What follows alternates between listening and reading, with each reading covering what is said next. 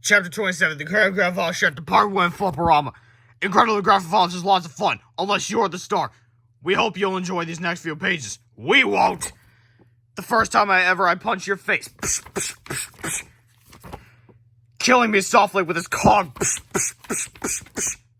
Chapter 28, Don't Go Breaking My Spine. With the help of his Sticky Con 2000 Mega Suit, Mr. Meter is victorious.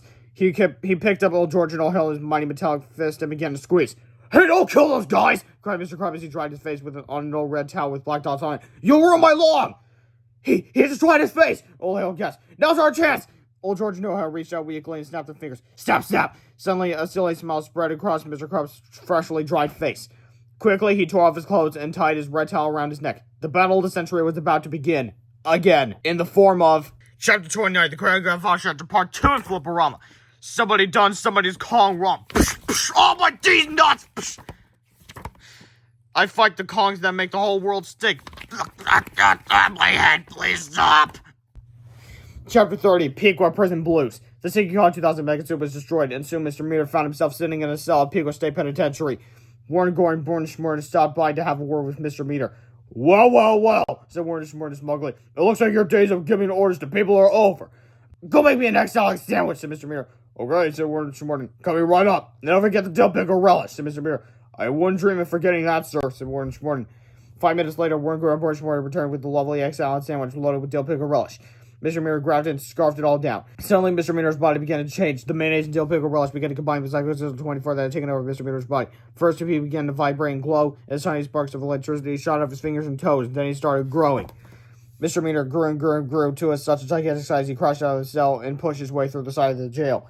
Mr. Meter had transformed into a highly intelligent blob of pure energy. I am just thanks a lot! He bellowed as he zapped everything around him with a cataclysmic crack of electricity.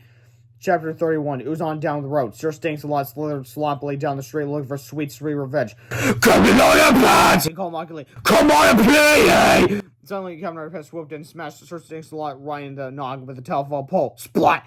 The gigantic evil blob zapped his lightning rays and swung his mighty fist, but Captain Underpants was just too quick. Old George and Old stood on the sidelines cheering for the waistband warrior. Get him, Captain Underpants! Shouted Old George. Let's win this thing so we'll all go home! Shouted Old Harold. Sir Stinks-a-Lot was getting very frustrated and annoyed. Then he thought of something really smart. Those two guys seem to know Captain Underpants pretty well, said Sir Stinks-a-Lot to himself. I think it's time to find out exactly what they know. Sir Stinks-a-Lot raised his terrifying fist above Old George and Old Harold, then clobbered them with a powerful punch. Quickly, the energy inside Sir Stinks-a-Lot's body began to absorb Old George and Old Harold. The two old friends began to merge with the evil glob of energy, and soon the three had become one. Laughed Sir Stinks-a-Lot. I absorbed their bodies and their memories, so I know everything that they know. Sir Stinks-a-Lot used his massive glowing brain to quickly sort through Old George and Old Harold's memories.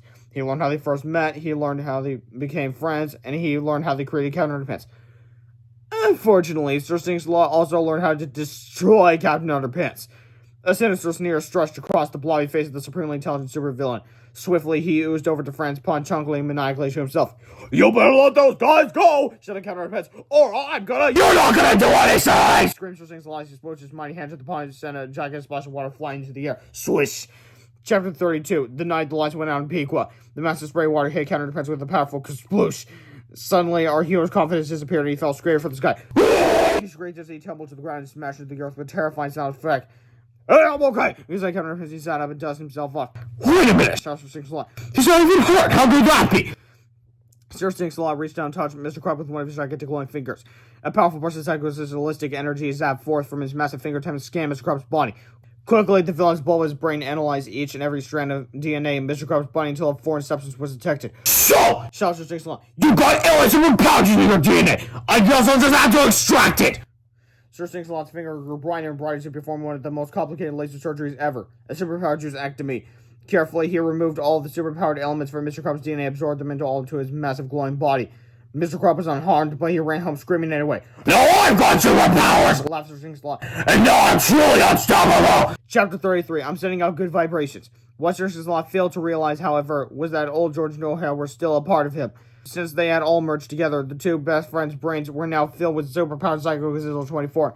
It wasn't long before Old George and Old Harold had sorted through every particle of Psycho 24 and every glowing jewel of energy that made up their bulkingly monstrous body. Soon they knew everything from the chemical makeup of their archenemy to the events that led to the destruction of Smart Earth. Old George and Held oozed up from the back of Mr. Singsalot's head and started sending a message.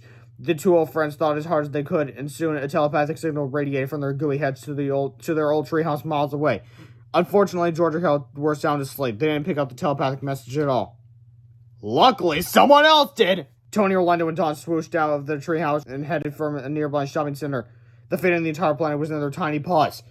Oh, and also, to make sure you know who Dawn is, they put a bow on her. Anyway, Chapter 34, Laughter, Moon, Delight. Sir Stingsalot had been victorious, and now it's time to gloat. I just defeated the world's greatest superhero, and now I'm the most intelligent, most powerful entity the world has ever seen! He oozed over to his Riddle 2000 factory and kissed it gently on the roof. Soon my teenage brain will take over the brains of all the children on us! He shouted, I'll be their leader, and they'll gladly obey my every command! Sir Stingsalot threw back his hideously huge head and laughed and laughed and laughed.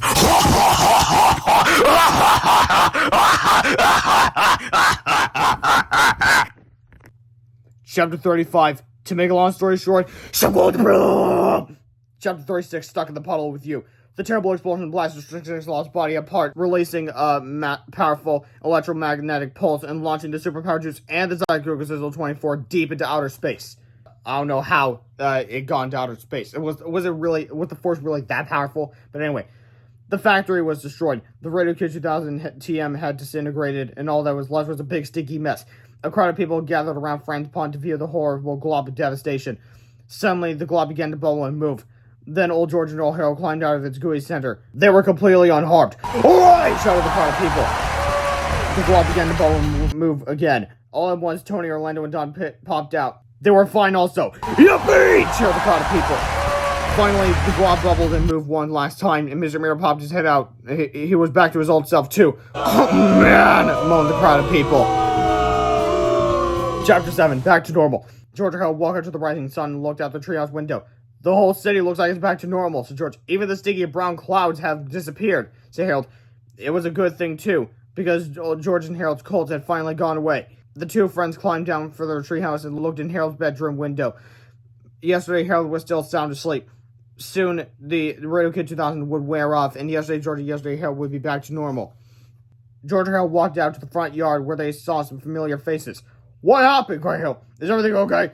Of course it is, said old George. Yeah, said old Harold. Adults can be heroes too, you know. Old George and old Harold told their younger selves all about their great adventure, and while they walked toward Echo Hills together. On the way, they passed Mr. Crump. He was outside in his yard raking the grass as a jogger ran by and stabbing her fingers. Stop, stop, stop, stop, stop, stop! You stay away from my yard! Mr. Crump shouted. What's going on? Cried Harold. Mr. Crump just heard somebody stop their fingers, and he did turn to you-know-who. I have no idea what happened, said old George. Perhaps it was the electromagnetic pulse that erased the hypnotic spell from Mr. Crump's brain. Or maybe it happened during the superpower ectomy. Nobody knew for sure, but for some strange reason, Mr. Crump is now back to normal too. Yep, he no longer serves in the counter underpants anymore. He's completely released from his spell. He's free, but he's going to miss out on all of his adventures now. But anyway, soon our heroes arrived at Echo Hills and prepared to return to the future. Thanks for all your help last night, said George. Yeah, said Harold, you guys did a pretty good job. For old people, pretty good! Cried old Harold. Oh, people! Cried old George. Chapter 38, Home Again, Naturally. Suddenly there was a blinding flash of light. 20 years flashed forward in an instant, and the empty hilltop was now filled with homes and trees. Old George and old Harold's families were all there too, anxiously waiting for their return. It was a joyful reunion. Well, said Harold, I think we better go back home. You know, said George, we don't actually have to go home. What do you mean, asked Harold? We got our own time machine, said George. We could go anywhere we want. We could spend our time together. We could go on awesome new adventures. Wow, said Harold, that sounds like fun. What should we do first, asked Harold? Let's go right get some crackers and Sulu, said George. The three baby hamster doctors flapped their wings with excitement. How were we ever going to do that? asked Harold. We'll figure something out, said George, as he said to the controllers. We always do. George and Harold and their happy pets waved goodbye to their future families, and together they all disappeared into a ball of brilliant light. Dave Pookie, if you're listening, I want to see that story. Seriously, I want to know how are they going to rescue them, and what are they going to do next? Okay, so here are them. They're just going to be living regular, boring lives. Well, these guys are going to go on epic adventures. I want to see that. I want to see that storyline. Please, make that the storyline of the 13th book, Dave Pilkey. I know it's supposed to end with, oh, it's always happy ever after and everyone's happy. But I seriously just want to see this. I want to see what happens here.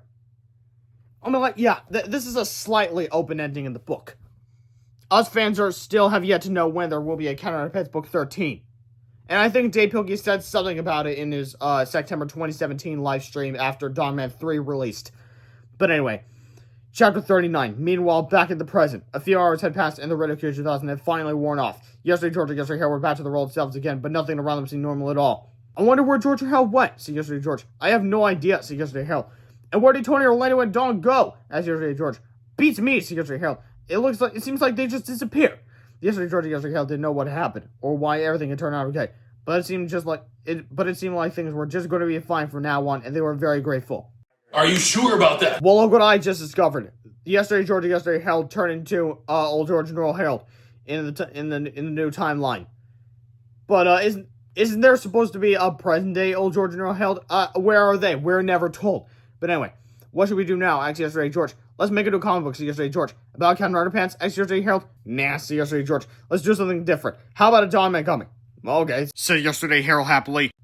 And together the two friends wrote and drew and laughed all afternoon. You see all the books that I've read right over here on the right page. Yeah, it's about a little bit of the author, the actual new stuff that kind of relates to the book. And see what oh. Well, I guess that's it. Well, that's it, guys. It's over. And now, for the final time, this book is brought to you by Dave Pilkey, the creator of the entire Captain Underpants series.